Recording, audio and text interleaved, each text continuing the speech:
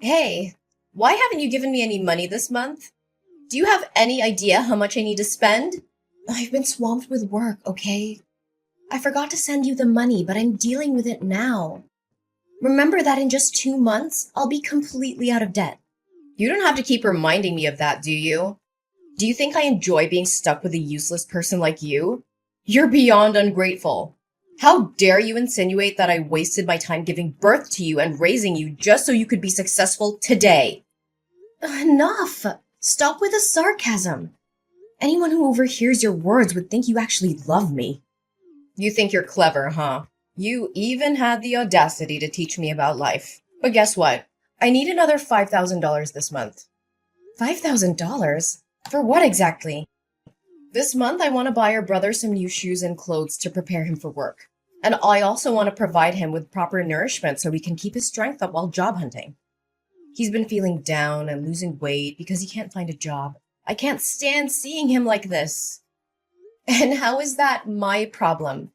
Didn't we agree that I'd give you $10,000 every month until it adds up to $200,000 as a thank you for giving birth to me? After that, we'd cut ties and never bother each other again. I'm not obliged to give you more money to support him. Besides, isn't he just unemployed because he dreams of being a manager or department head rather than taking any job available? How can you say such heartless things? He's your brother, your flesh and blood. He has a decent university degree and he's an extremely talented and capable person. How could he settle for some low-level employee position when he's treated as an errand boy? He deserves more than some menial job where he's treated like a servant. Huh? Don't think that your little amount of money gives you the right to say whatever you want about my son. Whatever you want, but I won't give you any extra money. Oh, hold on. I've thought about it again. $200,000 is probably not enough to compensate for my love, effort, and sacrifices in raising you. Moreover, my son is about to get married. If he doesn't have a car or a house, society will look down on him. So before you cut ties with us, you better buy your brother an expensive car and a fancy house. Otherwise, don't even think about escaping from me. What? That was never part of our agreement, and you know it. Well, I've been thinking. Aren't you the manager of a prestigious company? With your high salary, it shouldn't be a problem at all. Just a few more years and you'll be able to fulfill this obligation, won't you? That's not the point. You clearly understand that I have no responsibility or obligation to cater to your son's life. If it weren't for my father's dying wish, instructing me to take care of you and your brother until he can stand on his own, I would have cut ties with you a long time ago, Kimberly. You're such a heartless monster of a child. How could you prioritize the words of a dead man over mine? The one who raised you? Because he treated me fairly, unlike you. So what about your poor dead father, leaving me to work tirelessly to provide for you and your brother? And now you treat me like a burden. Kim, don't you feel any shame when you claim to have taken care of me? Have you ever treated me to a decent meal or shown me the love a mother should? No, you treated me like a servant. Don't forget how cruelly you treated me. Ugh, why bring up the past? I did what I did to toughen you up, to teach you how to survive in this world. It was all for your own good.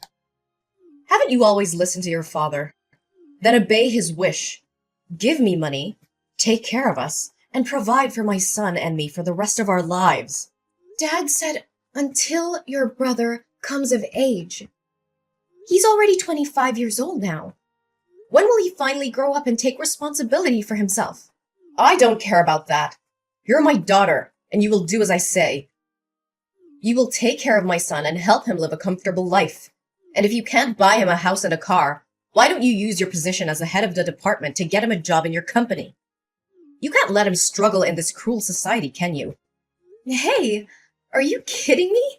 This is absurd.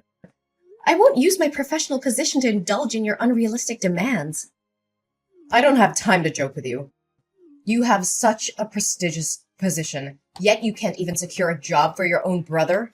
You're completely useless. This is not how it works. This is a professional environment, not a favor bank. Besides, your son lacks the qualifications and work experience necessary for the position. The recruitment process is rigorous, and I can't just hand him a job. But he's exhausted from his job search. He's constantly rejected by reputable companies, forced to work in lowly positions, and treated like dirt. I won't let my beloved son suffer. But if he works at your company, you can protect him. No one would dare bully him then. Everyone starts from entry-level positions and works their way up. He needs to learn the value of hard work and perseverance. Being overprotective won't do him any good. Huh! So now you're trying to portray yourself as mature and independent, huh? Treating this family like strangers, as if we're not connected by blood. What a waste of my love and all the hardships I endured to give birth to you and raise you all these years.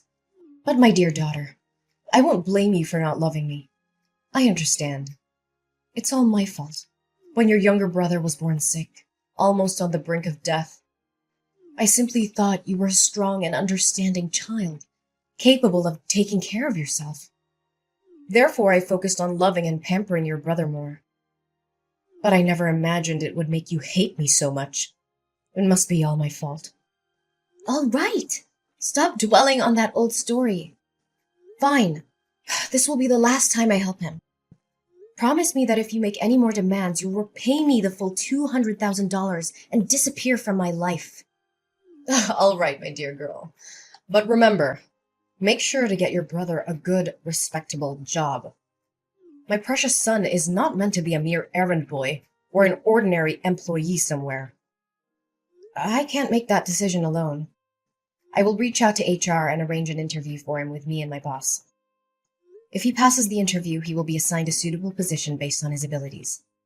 That's the best I can do. That's acceptable. As long as you're there to protect him, no one will dare to bully him. Make sure to tell him not to reveal our sibling relationship at work. I don't want others to make assumptions. I'm sure you also don't want your son to be labeled as incompetent and useless, relying on his sister to secure him a job, right? Fine, don't worry about it. Oh, I'm thrilled to hear that my son is finally going to have a job. I need to make preparations for him. Hey, Kim, do you know where James is? I can't get in touch with him. Did that jerk run away after causing all this trouble? Why are you using such harsh words to scold him? Can't you see how scared he must be? He didn't want things to turn out like this. He did it for the sake of our family. As his older sister, shouldn't you try to comfort him and find a resolution instead of berating him? What? So you already know what happened and yet you're still defending him? James might have to go to jail and pay double the contract value, which amounts to $1 million. And I could also be held accountable and face an investigation. Why would anyone want that? It's just a stroke of bad luck. Besides, it's not as catastrophic as you're making it out to be. You just need to compensate the company for the contract, and everything will be fine. Do you think it's that simple? James colluded with the construction material suppliers, replacing the materials my company purchased with cheaper, lower quality ones and pocketing the price difference. He was in charge of procuring materials for this construction project.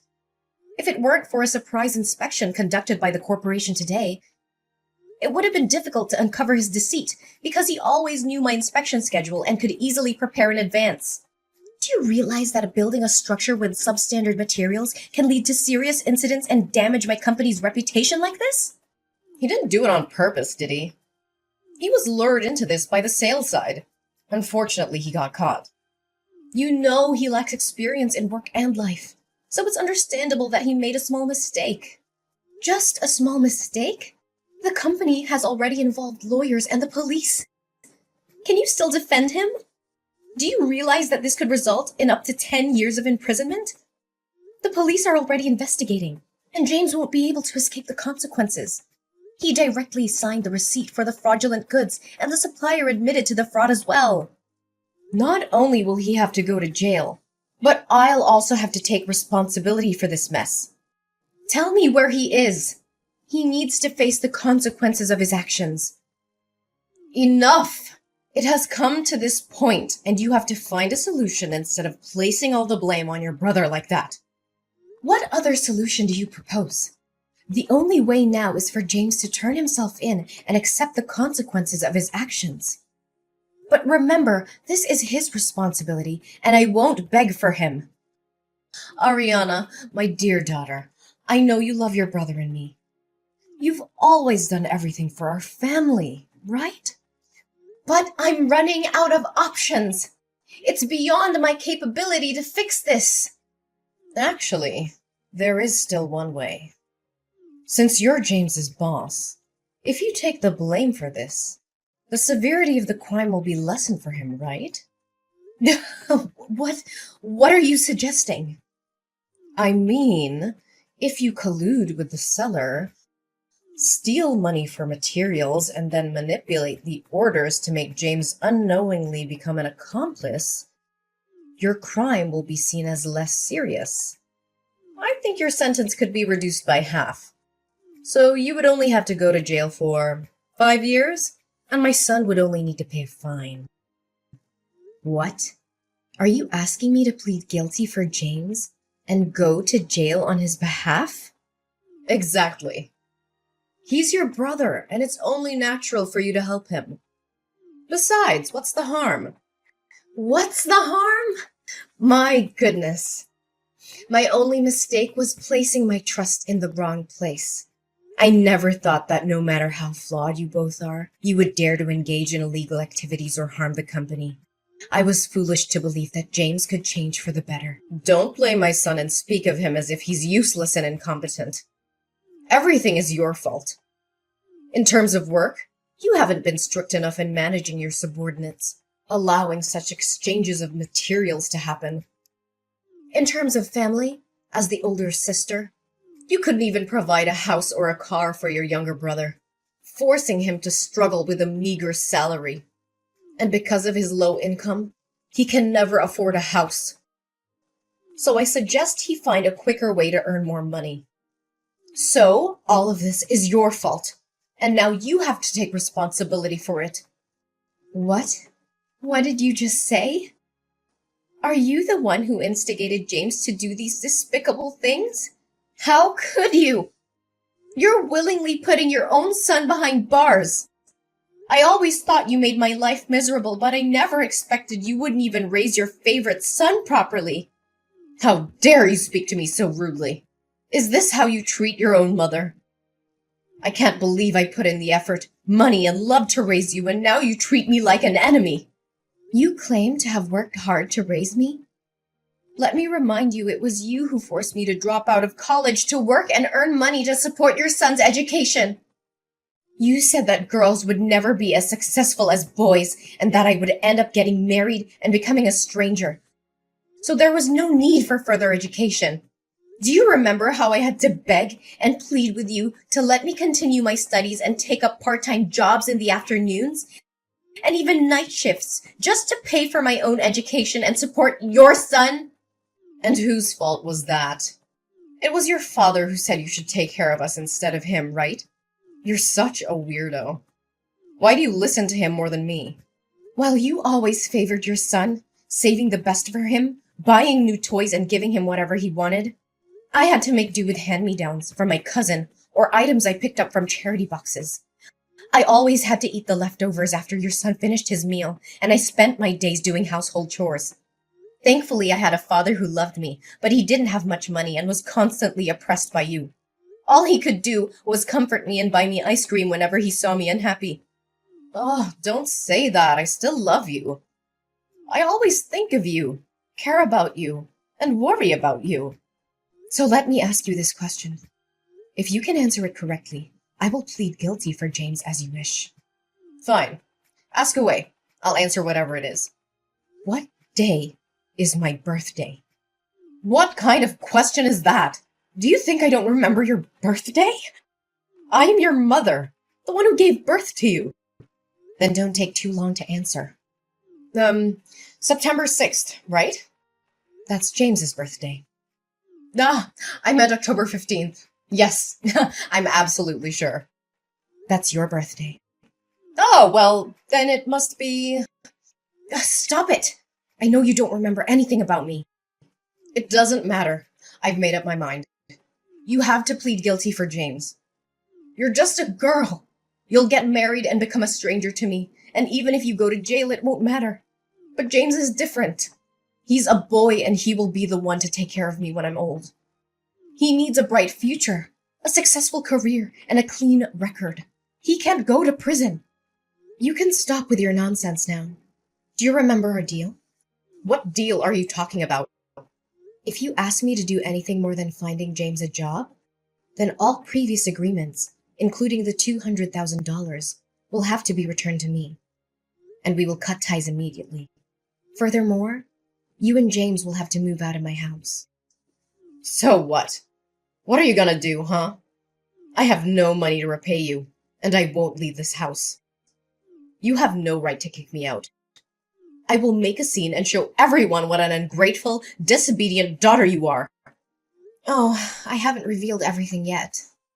Of course I won't demand the money back because both you and James will have to earn another $1 million to compensate my company. And as for leaving the house, I won't be the one to ask you to leave. I'll leave it to the police. You can sit there and wait comfortably because the police will come to pick you up. What? Why are the police involved in this? Do you remember when you accidentally confessed that you instigated James to steal money from my company? Well, coincidentally, the police entered my room at that moment to request cooperation in their investigation, and I conveniently let them read the entire conversation. So, Kimberly, what am I supposed to do now? I can't plead guilty for your son, whether you like it or not. But here's some good news for you. You'll be able to accompany James in jail and not have to worry about accommodation and food for the next... let's say at least 5 years. How dare you betray your own mother? Ariana, you can't do this to me! But we already cut ties. No. It's much deeper than that, Kimberly. From this moment forward, I declare that you are no longer my mother. I refuse to be associated with someone who is willing to sacrifice ethics, integrity, and the well-being of others for personal gain. Our DNA may be the same, but our values and principles couldn't be more different. How can you say such things? We're family, Ariana. You can't just disown me like that. Family is supposed to be a source of love, support, and trust. But you've shown time and time again that you're willing to betray those ideals. I won't allow myself to be dragged down by your immoral actions any longer. I choose to surround myself with people who uplift and inspire me, not those who bring me down. Ariana, please, I'm begging you to help me. I know I've made terrible mistakes, but I genuinely love you more than anyone, even more than James. You're my daughter, and my heart aches at the thought of losing you. Begging for help now, Kimberly? After all that's happened? It's quite ironic that you claim to love me more than James. Your words hold no weight when your actions have shown a different story. Ariana, please, I'm begging you to listen. I know I've made mistakes, but deep down, my love for you has always been greater than anything. Please, Ariana, I'm on my knees begging you. Don't turn your back on me.